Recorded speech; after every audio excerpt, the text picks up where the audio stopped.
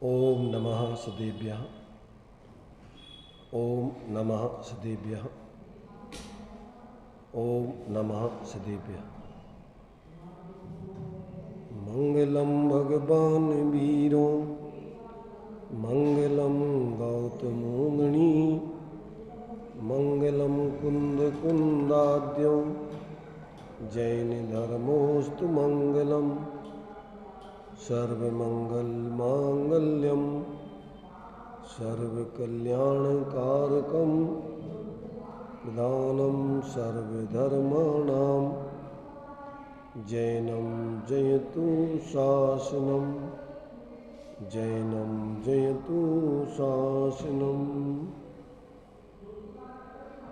वन्दितु सर्वसिद्धे ध्रुवमचलमणोभवं गतिं पत्ते मोच्छामि समय पाहुण मृण्मो सुदिके विलीभणिनम्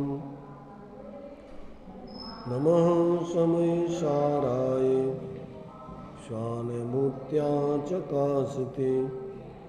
चित्स्वभावाय भावाय सर्वभावान्तरच्छिने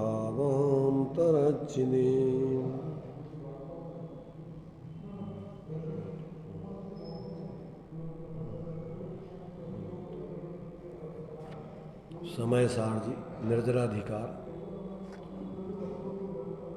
गाथा 229 चलेगी। यहाँ विषय चल रहा है सम्यक दृष्टि जीव निर्भय और निशंक होता है। निर्भयपने के खुलासा करने के लिए अपन ने 6 छंदों के माध्यम से आचार्य अमृतचंद के निर्भयपना क्यों रहता है, कैसे रहता है, उसका 6 छंदों के माध्यम से अपन ने चर्चा की। 7वां छंद आगे के आचार्य कुंद कुंदेव ने जो निसंकेत आदि गुणों की चर्चा की है कि गाथा में, उसकी जानकारी के लिए थी, वो अपन ने कल पढ़ ली थी। अब यहाँ आचार्य कुंद कुंदेव सम्यक दृष्टि के निसंकेत आदि 8 गुण पाए जाते हैं। अब उन निसंकेत आदि गुणों के अथवा उनके सम्यक दर्शन के अंगों की यहाँ पर चर्चा की जाएगी। सबसे पहला 229 नंबर की गाथा है, उसमें सम्यक दृष्टि जीव किस प्रकार से शंका रहित होता है वो बात यहाँ पर अब बताई जाती है। देखिए गाथा पढ़ते हैं पहले, बाद में फिर उसके संबंध में विचार करेंगे। जो चत्तारि विपाये छिंददि ते कम बंध मोह करे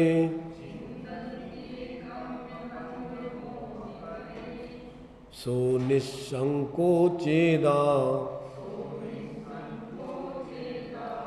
सम्मा दिट्ठी मुणे दव्वो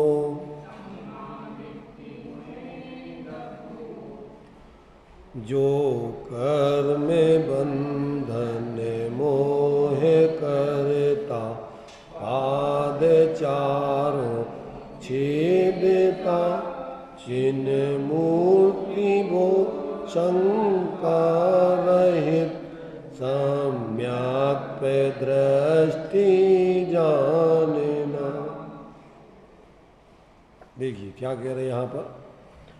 यह चेतयिता, जो चेतयिता, चेतयिता माने जानने वाला, देखने वाला, चेतने वाला, ऐसा आत्मा। कर्म बंध मोह करान, कर्म बंध संबंधी मोह करने वाले, अर्थात जीव निश्चयता कर्मों द्वारा बंधा हुआ है ऐसा भ्रम करने वाले, जो कर्म बंध कराने वाला जो मोह भाव है, जो वस्तु स्वरूप के बारे में शंका कांक्षा आदि करने वाले ऐसे भाव है, कहते हैं ऐसे जो मोह करने वाले जो भाव हैं तान चतुराः अपि पादान मिथ्यात आदि भाव रूप चारों पायों को भेदों को छिनंती छेदता है, काटता है, नष्ट करता है, उनका अभाव करता है। सा उसको निस्संक सम्यक दृष्टि ज्ञातव्या जानना चाहिए।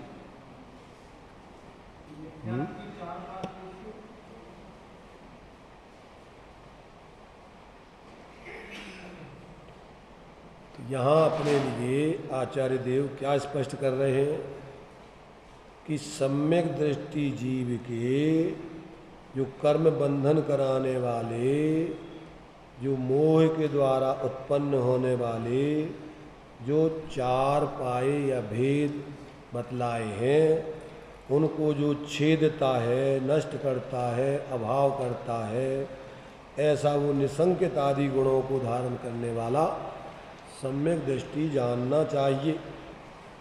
अब उसका क्रम से यहाँ पर खुलासा किया जाएगा टीकाओं में, भावार्थ आदि में।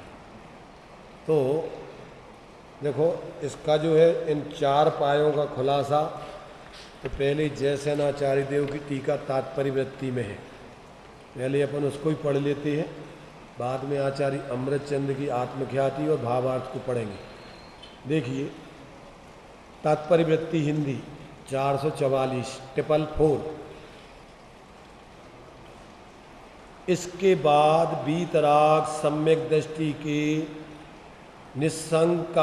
निसंका आदि 8 गुण नवीन बंध का निवारण करते हैं। इस कारण बंध नहीं होता, किंतु संवर पूर्वक निर्जरा ही होती है, ऐसा प्रतिपादन करते हैं। जो चत्तारी भी पाए छिंददी ते कम मोह बाध करे। जो कर्ता अर्थात आत्मा मिथ्यात्व, अवरति, कसाय और योग लक्षण वाले संसार वृक्ष की जड़ वाले निष्कर्म आत्म तत्व से भिन्न लक्षण वाले कर्मों को करने वाले निर्मोह आत्म तत्व से भिन्न रूप से रहने वाले मोह भावों को करने वाले अथवा अव्ययवाद सुखादि गुण लक्षण परमात्म पदार्थ से भिन्न होने से बाधा करने वाले आगम प्रसिद्ध चार पादों को शुद्धात्मानुभव के विषय में निसंक होकर स्वासंवेदन रूप ज्ञान खड्ग से छेदता है। बहुत लंबी चौड़ी व्याख्या है इसकी। क्या कहा इसमें? जो जीव, कर्ता माने जीव या परिणमति सा कर्ता, जो जीव क्या करता है? मिथ्यात, अवरति, कसाय और योग।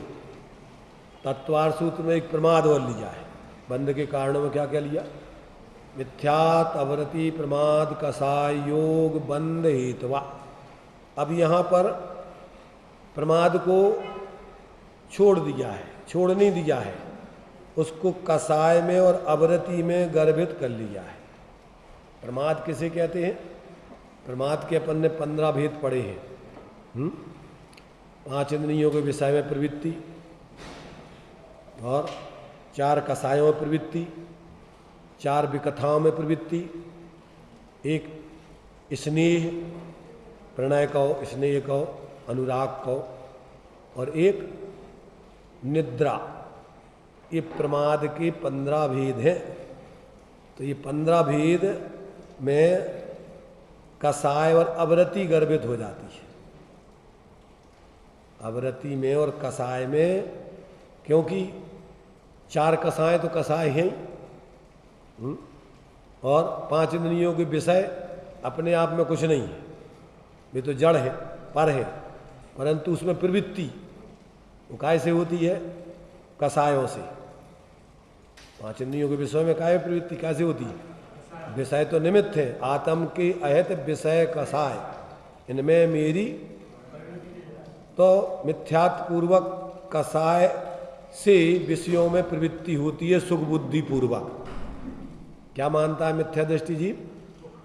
इन विषयों के सेवन से हम सुखी हो जाएंगे, ऐसा मिथ्यात्व पूर्वक मानकर और फिर उसमें कसायों से प्रवृत्ति करता है। तो ये सब मिथ्यात्व पूर्वक आदि के जितने भाव हैं सब प्रमाद और कसाय इनमें गर्भित हो जाते हैं। तो ये जो है अवरति प्रमाद कसाय, उसको इस रूप में बोलते हैं। या वहाँ तत्वार सूत्र में अपन लेते हैं तो 5 पायों को क्रम से ही काटा जाएगा। पहले मिथ्यात्व जाएगा है? साथ में आगे के पाए भी एक देश चले जाते संग में। मिथ्यात्व अकेले ही नहीं जाता है, साथ में उस संबंधी अवरति भी जाती है, उस संबंधी कसाएं भी जाती हैं, क्योंकि मिथ्यात्व अकेला नहीं जाता है। मिथ्यात्व के साथ अनंतानबंदी का अभाव, अनंतानबंदी द्विमुखी है। सिद्धांत का भी विघात करने वाली है और स्वरूपाचरण चारित्र का भी विघात करने वाली है। कौन? अनंतानबंदी कसाय। जीव को सम्यक्त नहीं होने देती और सम्यक्त हो जाए तो सम्यक से च्युत कर देती है। कौन? अनंतानबंदी कसाय का कार्य है। तो जब मिथ्यात्व जाता है तो साथ में अनंतानबंदी कसाय भी जाती है, तत्संबंधी आवृत्ति भी जाती है। जो मिथ्यात्व पूर्वक प्रवृत्ति होती है, अनंतानबंदी संबंधी प्रवृत्ति होती है, वो प्रवृत्ति जब मिथ्यात्व नहीं है, कसाय नहीं है, अनंतानबंदी, तो वो प्रवृत्ति कौन करे? तो तत्संबंधी आवृत्ति भी चली जाती है, तत्संबंधी असावधानी भी चली जाती है।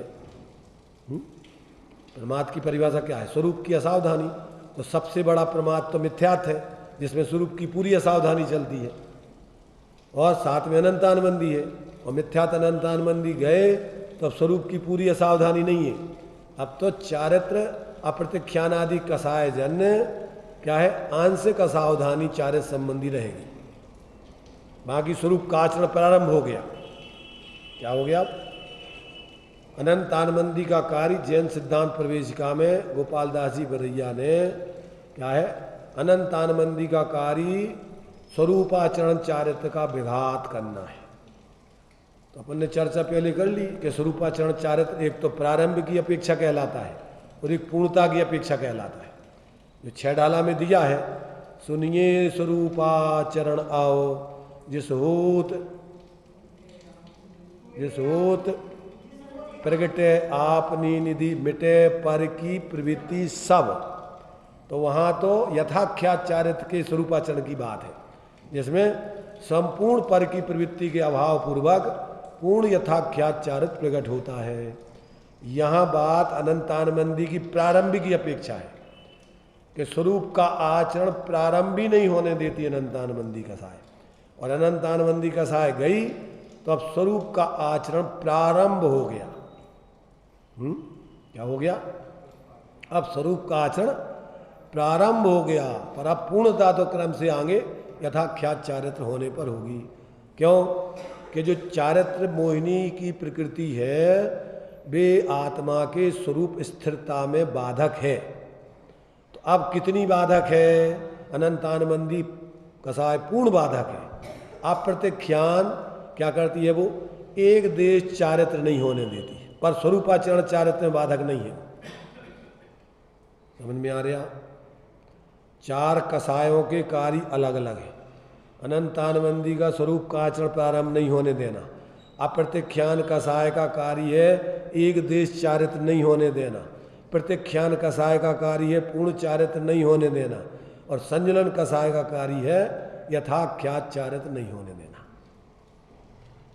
तो मोक्ष मार्ग में कसायों की मंदता का सवाल नहीं है। क्या होता है यहाँ? यहाँ तो कसायों का अभाव होता है तब मोक्ष मार्ग चालू होता है। मंदता में तो शुक्ल लेशा भी जीव अनंतवाद 9वें गिरिवक तक जाने वाला कर लेता है।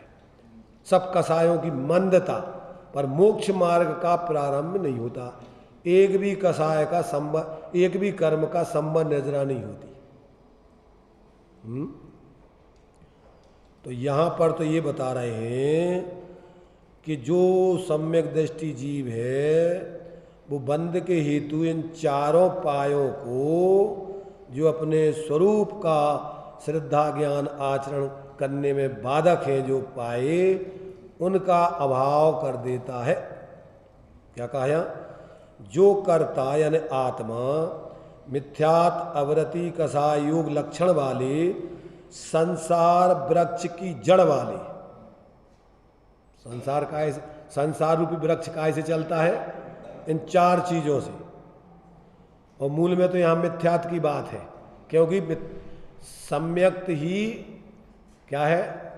ये धर्म का मूल है, जड़ है, और मिथ्यात ही संसार का मूल है, जड़ है।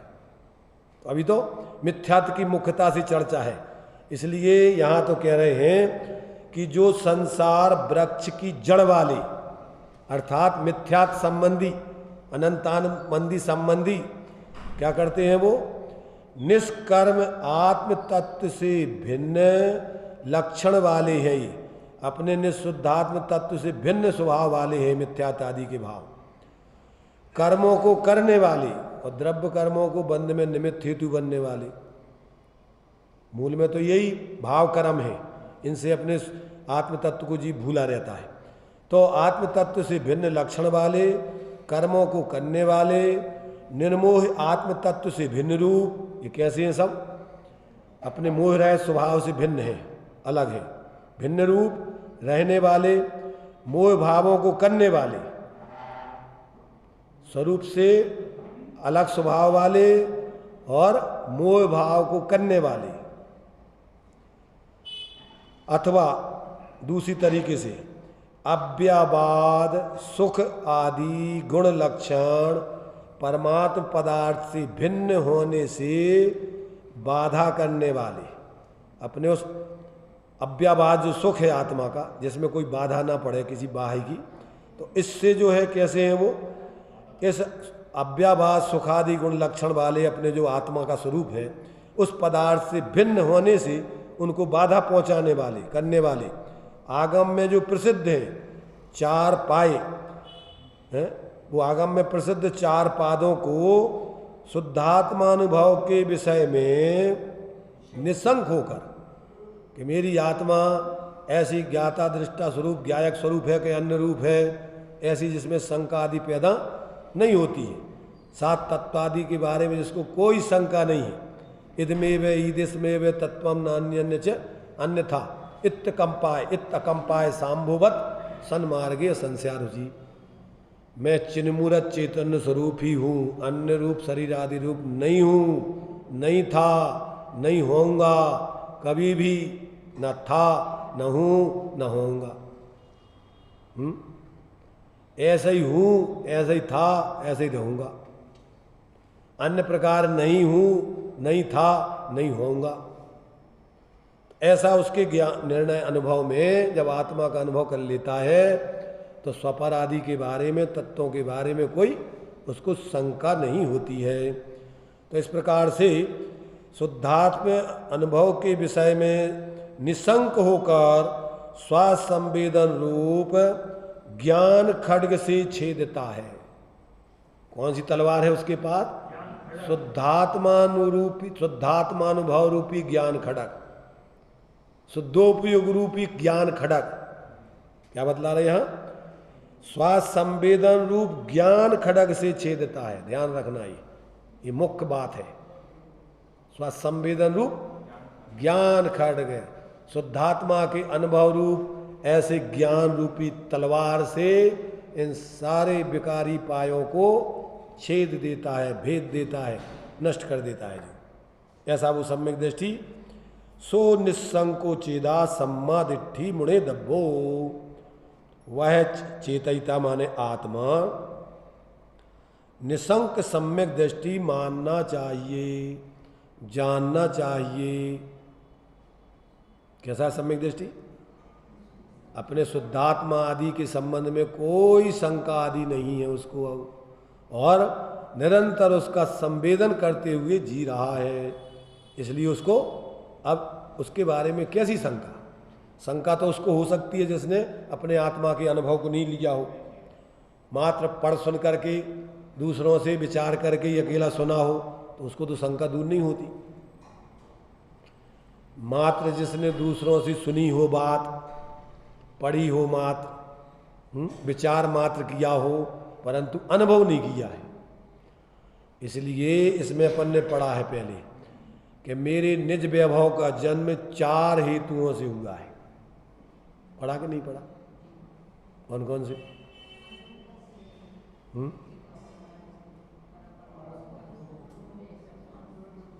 कौन से? संदीप भाई बता रहे क्या?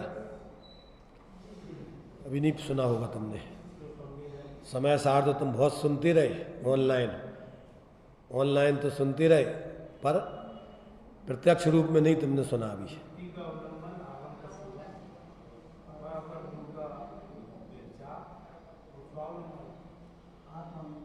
क्रम सही नहीं बोला, युक्ति का अवलंबन पहले नहीं है, पहले है आगम का सेवन,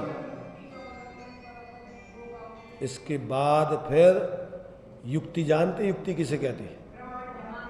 प्रमाण और नयों के माध्यम से तत्व का निर्णय करना, एकांत से नहीं। प्रमाण माने पूर्ण ज्ञान, सम्यक ज्ञान, पूरी वस्तु को जानने वाला ज्ञान, और नय माने उसके अंशों को जानने वाला ज्ञान। तो प्रमाण पूर्वक ही नय होते हैं, बिना प्रमाण के नय नहीं होते। सम्यक ज्ञान में ही नय होते हैं, मिथ्या ज्ञान में तो बिना आत्मा के अनुभव, जिसने आत्मा को नहीं चखा हो, नहीं देखा हो, तो वो आत्मा के न द्रव्य को जानेगा, न गुण को जानेगा, न पर्याय को, न उसकी शुद्ध पर्याय जानेगा, न अशुद्ध जानेगा, न एक देश शुद्ध जानेगा, न पूर्ण शुद्ध जानेगा। वो तो कल्पनाएं करेगा एकांत से झूठी। या तो द्रव्य स्वभाव मात्र अपने को एकांत से पूरा शुद्ध ही मान लेगा, या पर्याय मास से अपने को अशुद्ध ही मानता रहेगा, या फिर गुण स्थानों की परपाटी से नहीं समझेगा कि किस गुण स्थान में कितनी वितरागता पूर्वक पर्याय में शुद्धि होती है। जब तक पूरा का पूरा संतुलित विवेक नहीं होगा सम्यक ज्ञान द्वारा, तब तक उसका भ्रम दूर नहीं हो सकता है। तो यहाँ पर ऐसा सम्यक दृष्टि जो काहे कि जिसने आगम का सेवन करके सर्वज्ञ भगवान को माथे रखकर फिर प्रमाण पूर्वक नयों के माध्यम से वस्तु स्वरूप को भेदाभेद रूप से जानकर, और फिर अन्य उस मार्ग पर चलने वाले ज्ञानियों के अनुभव को भी सुनकर, और फिर स्वयं निर्विकल्प शुद्धात्मा का अनुभव करके स्वासंवेदन ज्ञान से जिसके निज वैभव का जन्म हुआ है, जिसकी शुद्धात्मा अनुभव में आ गई है, ऐसा सम्यक दृष्टि जीव होता है। कैसे कहते सम्यक दृष्टि? किसी के पीछे लगे रहने वाला नहीं, अपनी आत्मा का प्रत्यक्ष अनुभव करते हुए जीने वाला, संप्रदायातीत, पक्षातिक्रांत और सभी पक्षों को यथार्थ जानने वाला, पक्षातिक्रांत होकर अभेद वस्तु का अनुभव करने वाला, और फिर भेद पूर्वक सभी पक्षों को जानने वाला यथार्थ रूप से। आत्मा पर्याय में कैसे कैसे भेदों वाला होता है गुण स्थान प्रमाण, आत्मा में कौन कौन से गुण कैसे कैसे शुद्ध अशुद्ध होते हैं, श्रद्धान गुण में किस प्रकार से समीचीनता होती है, और क्या क्या दोष उसमें हो सकते हैं। क्योंकि सम्यक दर्शन के 3 भेद बतलाए, औपसम्यक, छायोपसम्यक, छायक। तो औपसम्यक और छायक सम्यक तो पूर्ण निर्दोष है।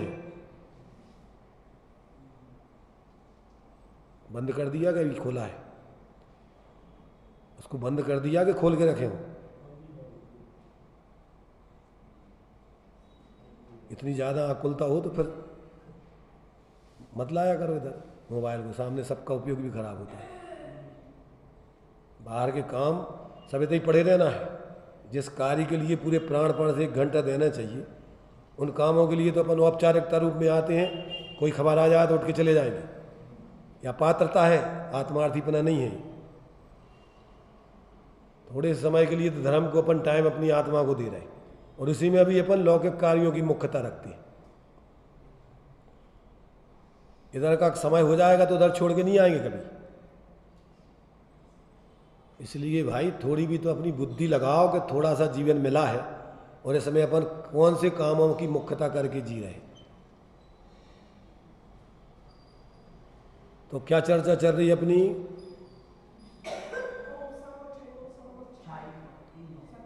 तीन प्रकार के सम्यक दर्शन बतलाए, उनमें से दो प्रकार के सम्यक औपसम्यक और छायक तो निर्दोष ही होते हैं, पूर्ण निर्दोष, उसमें कोई मलिनता नहीं होती। परंतु क्षयोपशम सम्यक में सम्यक प्रकृति का जो मिथ्यात्व की प्रकृति है, जो चलमल अगाड़ आदि दोष जिसके उदय में चलते रहते हैं पर सम्यक्त का नाश नहीं होता है उसके उदय में। देशघाती प्रकृति है, सर्वघाती नहीं है।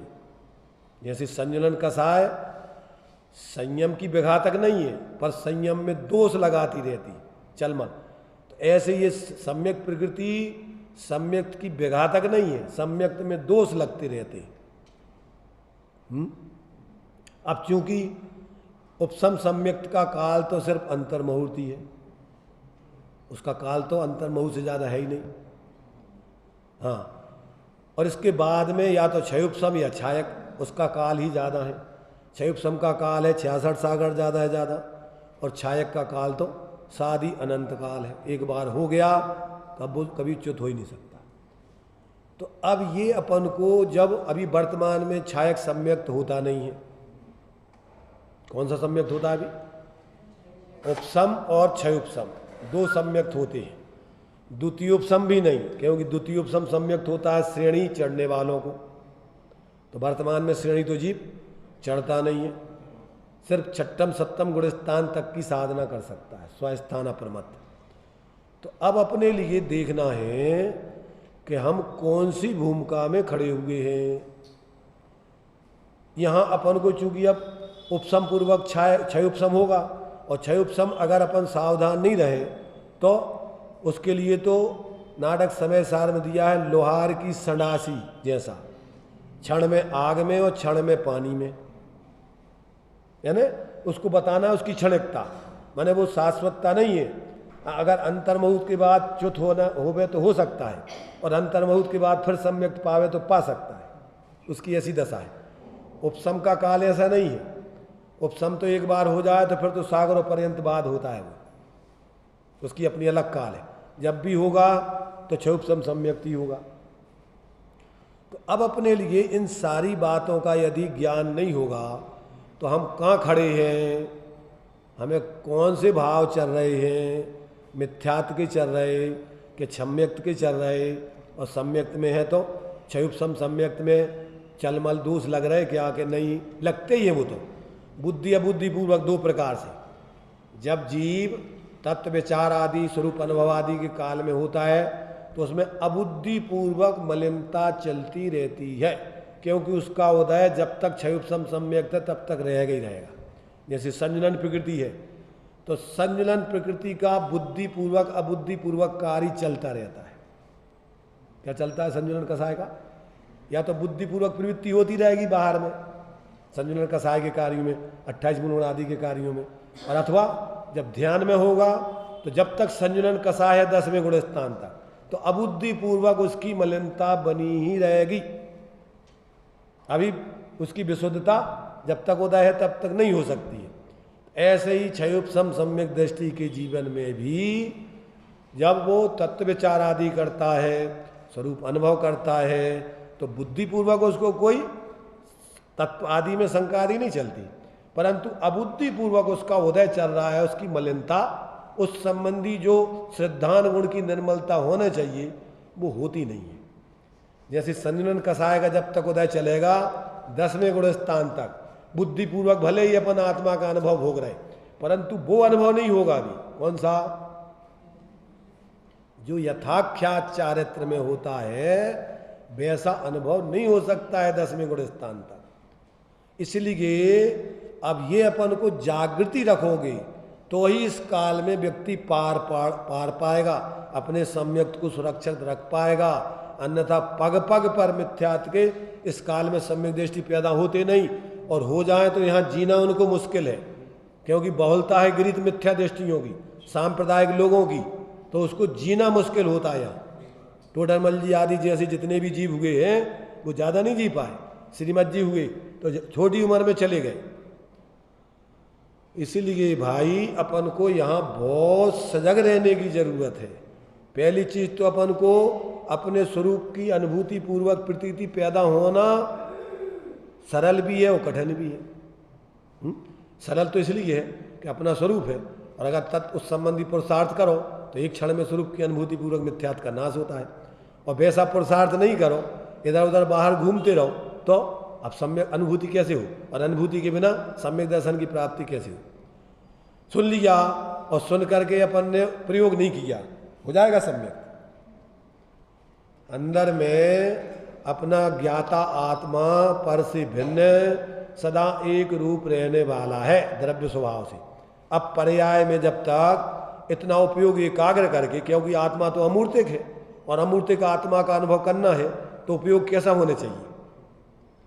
मूर्तिक उपयोग में अनुभव होगा कि अमूर्तिक अतीन्द्रिय ज्ञान में अनुभव होगा कि इंद्रिय और विकल्पात्मक ज्ञान में? निर्विकल्प और अतीन्द्रिय ज्ञान में।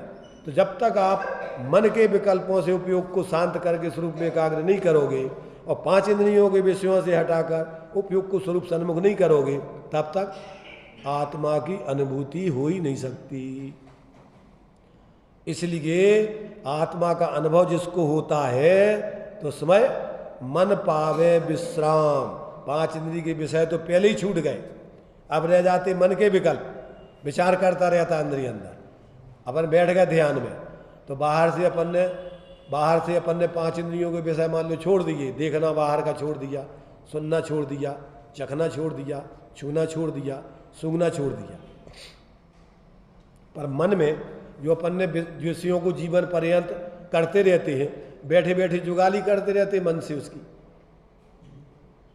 जैसे मान लीजिए अपन बैठे हैं, तो लोग कहते बैठते समय में इतने विकल्प आते हैं, उतने काम करते हुए में नहीं आते। सामायिक को बैठते हैं तो न जाने कहाँ कहाँ के विकल्प आते हैं। तो सामायिक में कहाँ कहाँ के विकल्प आते हैं कि आत्मा का अनुभव होता है। सामायिक कैसे कहते हैं?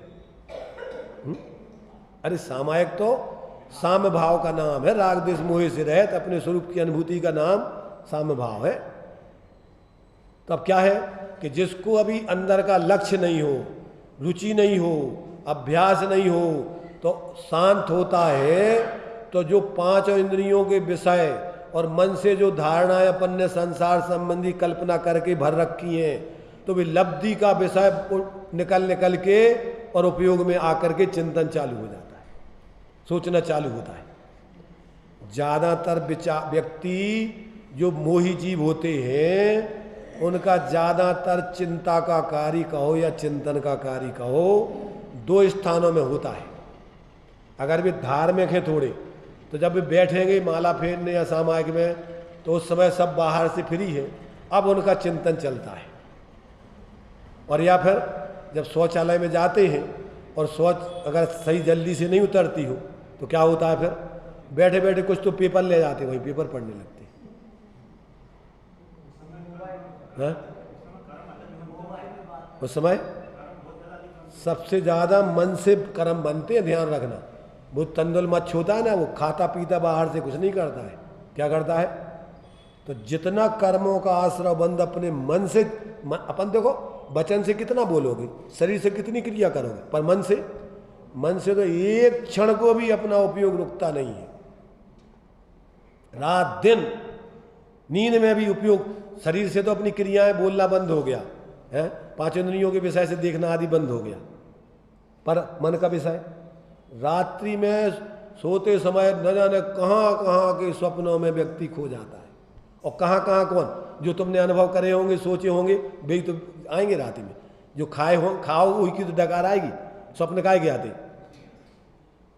कभी जैनों को मोमडंस वाले स्वप्न नहीं आते कि हम मस्जिद में जाके नमाज पढ़ रहे हैं, बकरा काट रहे हैं, ईद का दिन आ गया है, बकरा बना के खा रहे हैं, ऐसे स्वप्न आए कभी किसी जैन को? काहे के स्वप्न आएंगे? अगर थोड़ा धार्मिक होगा तो हम वंदना करने जा रहे हैं, शेखर जी चले गए हैं, अब वहाँ ऐसा कर रहे हैं, अब पूजा पढ़ रहे हैं, अब प्रवचन सुन रहे हैं, तो बाहर के ही विकल्प, शुभ भावों के विकल्प आएंगे उनको। पर स्वरूप के अनुभव का भाव नहीं आएगा कि हमें सात इंद्रिय आनंद भोग रहे हैं। वो तो कुछ को आएगा जिसने भोगा होगा, अनुभव किया होगा। आता नहीं आता ऐसा समझ में। अपने जीवन में अपन 24 घंटे रात दिन यहाँ बैठे हैं, तो यहाँ बैठे जरूर हैं, परंतु मन अपना इतना जो चल रहा है चर्चा, क्या पूरे समय सब लोग यहाँ सुनते हैं उसको? बैठे बैठे जल्दी से, और गियर बदल जाता है, और बैठे यहाँ रहते हैं और दुकान चलने लगती है, ग्राहक चलने लगते हैं, घर में भोजन पानी बनने लगता है, चीज़ें सामने आ जाती हैं कि आज क्या क्या बनना, क्या क्या खाना है। अगर सोच के आए हो तो आते ही आता है वो, तो कि अपन को आकर के जल्दी जल्दी ये चीज़ें बनाना है, और ये बना के देना है, और ये खाना है, फिर शाम को ये बनाना है। तो वो तो कितने बार अपने आती हैं, जिनकी रुचि है वे तो चलेंगे दिमाग में, क्या चलेंगे। मुनिराज तो भोजन करते करते स्वरूप में चले जाते, क्यों? कि भोजन तो उनको करना मजबूरी है, और स्वरूप अनुभूति उनकी जरूरी है। अंतर अनुभूति के बाद बाहर का भोजन हो या ना हो, भोजन तो महीनों से सालों से छोड़ सकते हैं, पर अनुभव अंतर्मुख से ज़्यादा नहीं छोड़ सकते। क्यों? कि उनका तो जीवन है, अनुभव तो जीवन है। अनुभव छूट गया तो गया, उनका मुनिपन ही खत्म हो गया। उसी मुनि तो शुद्धोपयोगी मुख्य रूप से होते हैं, स्वोपयोगी तो गौण रूप से हैं।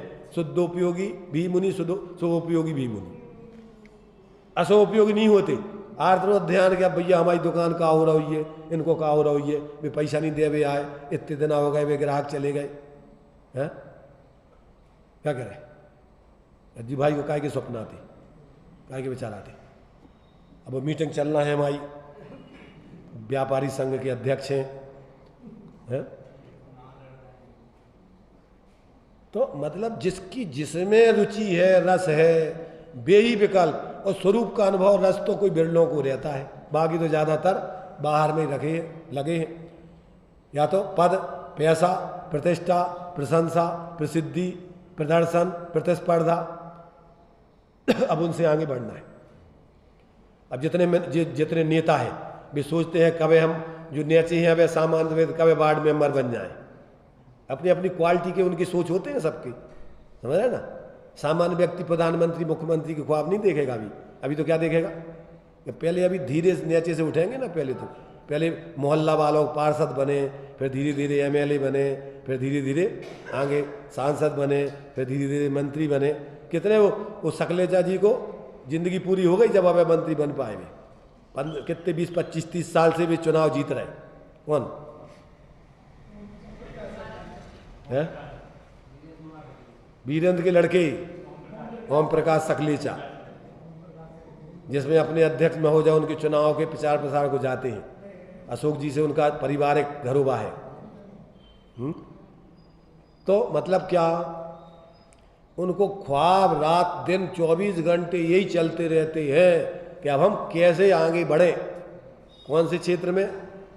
जिस क्षेत्र राजनीति के क्षेत्र में होता है, धीरे धीरे मंत्री बनेंगे, फिर धीरे धीरे मंत्रियों में भी ऊंचे के मंत्री, कैबिनेट मंत्री, पहले राज्य मंत्री, फिर कैबिनेट मंत्री, फिर आगे प्रमुख मंत्री, मुख्यमंत्री, फिर प्रधान सेवक देश के, फिर राष्ट्र के प्रधान सेवक।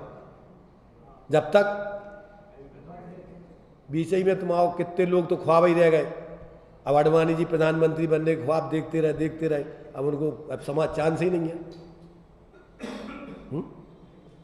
तो व्यक्ति जिस क्षेत्र में बढ़ रहा है, अकेले अगर अपने स्वरूप की आराधना की उसको रुचि नहीं है, तो अनंत काल से यही कर रहा है जिस पर्याय में जाता है।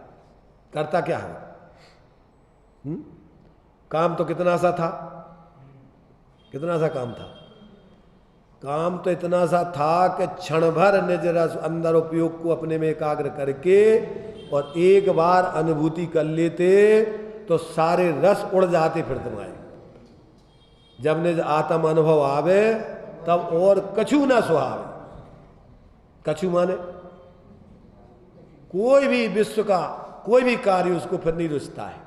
ये उसका लक्षण है आत्मानुभव का। क्यों कि उस जैसा आनंद, उस जैसी सहजता, उस जैसी निराकुलता और दुनिया की कोई चीज में है ही नहीं उसकी जाति, एक ही है वो।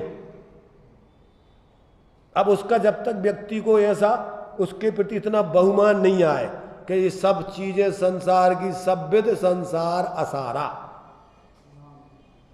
एक तरफ से उस पर क्या क्रॉस नहीं लगा है बिल्कुल संसार के कार्यों पे, तब तक तो अभी परिणति में तुम्हारे स्वरूप अनुभव करने की पात्रता ही नहीं पकेगी, रुचि नहीं बनेगी। बनेगी क्या? अभी तो अपने अंदर बहुत काम है बाकी। अपन कहो कि भैया अरे भैया में तो थोड़े काम रह गए हमारे, और काम धाम क्या है, काम पड़े रहे धाम खड़े रहे और आत्मा चले गए, निकल जाते। जीवन पर्यंत एक मकान बनाने की ख्वाब अगर हो, पाप को उदय हो, तो एक मकान नहीं खरीद पाते जिंदगी भर। सोचता रहता है कि खरीदना है खरीदना है खरीदना है, और हो सकता है कि ज़्यादा आसक्ति हो तो मर करके वैसे में मनस पर्याय मकान नहीं खरीद पाओ तो मर करके त्रियंच बन के पैदा हो जाओ, जिसकी तुम्हारी आसक्ति होगी, जो मकान मिल रहा है हमें, कहाँ पैदा हो जाओगे, उसी बन जाओगे, त्रियंच आदि चूहा चुखरिया बन करके पैदा हो जाओगे। तो यहाँ तो आचार्य कह रहे कि सम्यक दृष्टि को स्वासंवेदन ज्ञान के बल से कहते कोई अपने स्वरूप के अनुभव में शंका नहीं होती, अपने आत्मा के अतीन्द्रिय आनंद आदि में शंका नहीं होती, अपने आत्मा की श्रेष्ठता में कोई शंका नहीं होती, और इसके अलावा मेरा कुछ भी नहीं है, इस संबंध में कोई शंका आदि होते ही नहीं है उसको कि इसके अलावा भी मेरा कोई स्वरूप है। इसलिए उसको कुछ नहीं चाहिए। क्या चाहिए? निकांक्षित अंग, आगे का आएगा, अभी तो निसंकित है। इसलिए इसमें कह रहे कि वो चारों पादों को मिथ्यात, अवरति, कसाय, योग, इनसे पृथक शुद्ध आत्मानुभव के विषय में निसंक होकर स्वसंवेदन रूप ज्ञान खड्ग से छेदता है। सो निसंको चेदा सम्मा दिट्ठी मुणे दब्बो, वह आत्मा चेदईदा आत्मा निसंक सम्यक दृष्टि मानना चाहिए, जानना चाहिए। उसको शुद्धात्म भावना के विषय में शंकाधिकृत बंद नहीं होता है, उसको अब सम्यक्ताधिकृत बंद नहीं हो सकता है। क्यों? क्या उसमें उस जाति की कोई शंका ही नहीं है। सम्यक दृष्टि को मिथ्या संबंधी, अनंतानबंधी संबंधी कोई आश्रय बंद नहीं होता है। क्या होता है? 41 प्रकृतियों का उसको आश्रय बंद होते नहीं है, तत्संबंधी नजरा होती है, संबर होता रहता है। और बाकी कर्मों में भी अब स्थिति अनुभाग आदि हीन पड़ते जाते हैं, क्योंकि उसकी तो अब स्वरूप स्थिरता करने का ही पुरुषार्थ जारी रहता है, अब उसको बाहर में फैलने का तो भाव होता ही नहीं है। तो ऐसी शंका बंद नहीं होता, किंतु पूर्वबद्ध कर्मों की नियम रूप से निर्जरा ही होती है। क्या होती है? नियम रूप से निर्जरा ही होती है। इसमें देखिए, इसमें भी 2 लाइनें हैं कुल टीका में आचार्य अमृतचंद की।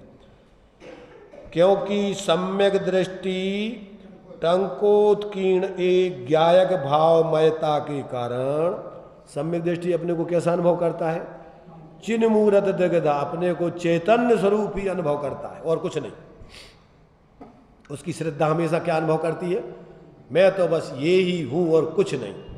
तो ऐसी टंकोत्कीर्ण एक ज्ञायक भावमयता के कारण कर्म बंध संबंधी शंका करने वाले मिथ्यात्वादि भावों का अभाव होने से निस्संक है।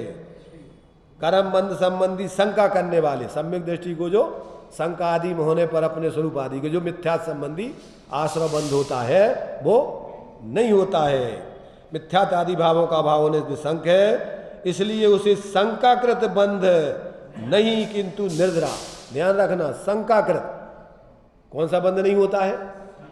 मिथ्यात अनंतानबंधी जन्म बंध नहीं होता कभी, और उसके स्वभाव में तो बंध से रहता ही है। आत्मा का मूल स्वरूप तो बंध से रहते ही है। परिणति में भी अब उस जाति का उसकी बंध कभी नहीं होता। आया समझ में कुछ?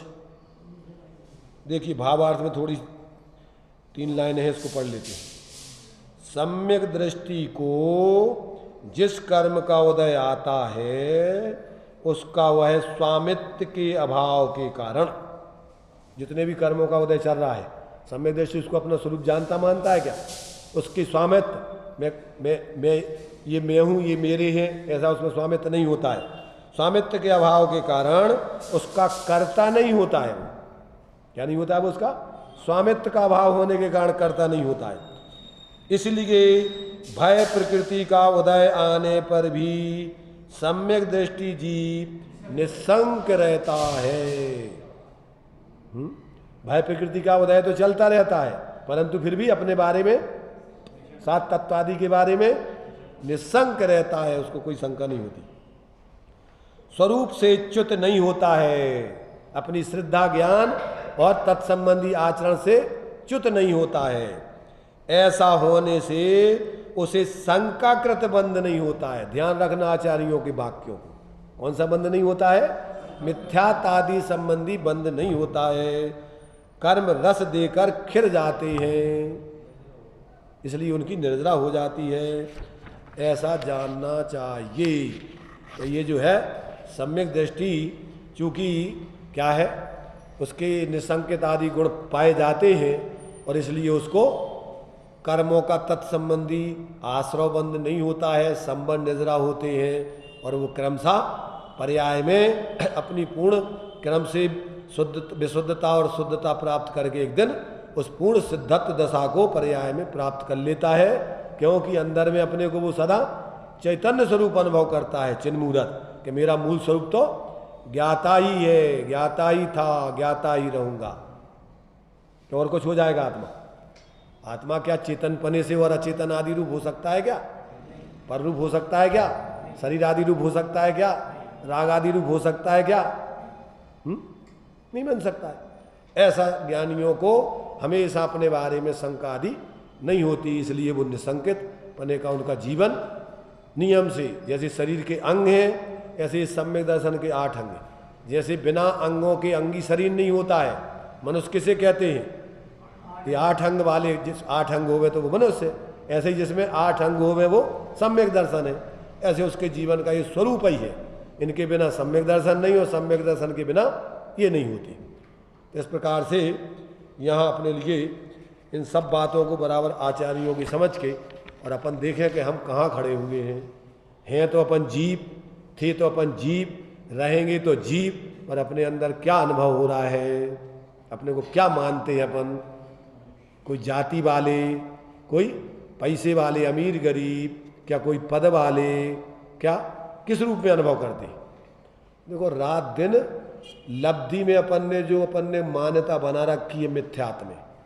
जैसे अभी वर्तमान में अपन अपने को मनुष्य मानते हैं, वह प्राप्त पर्याय में तन्मय होता है, तो अब मनुष्य संबंधी फिर जिस जाति में पैदा हुए, मनुष्य जातियों में भी फिर कितनी जातियां हैं?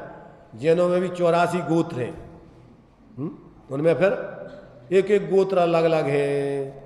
खंडेलवाल, बघेरवाल, पोड़वाल, परवार, गोला पूरा, गोला लारे, गोल बटारे, और फिर उसमें भी फिर और अपन ऊपर से पद ले लेते हैं। कौन से? सिंगाई, चौधरी, शराब, नशा चढ़ और नशों पर नशा करते रहते हैं। तो ये बड़ी विडंबना है।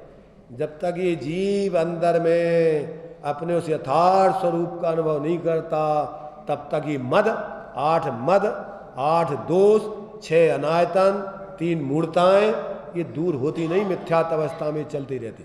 इस प्रकार से यहाँ तो अपने लिए सम्यक दृष्टि के निसंकित आदि गुण में एक पहला पन्न निशंका रहित सम्यक दृष्टि का स्वभाव होता है।